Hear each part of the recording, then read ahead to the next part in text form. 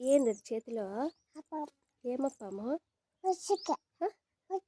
పిసికి చేసినారా? ఎట్లా పిసికినారా? ఆ చేత్తో చూపించు.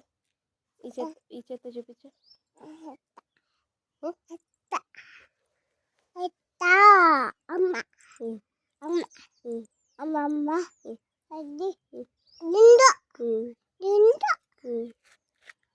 మళ్ళా తోలు కాదులేదు, ద్రాక్ష పప్పులో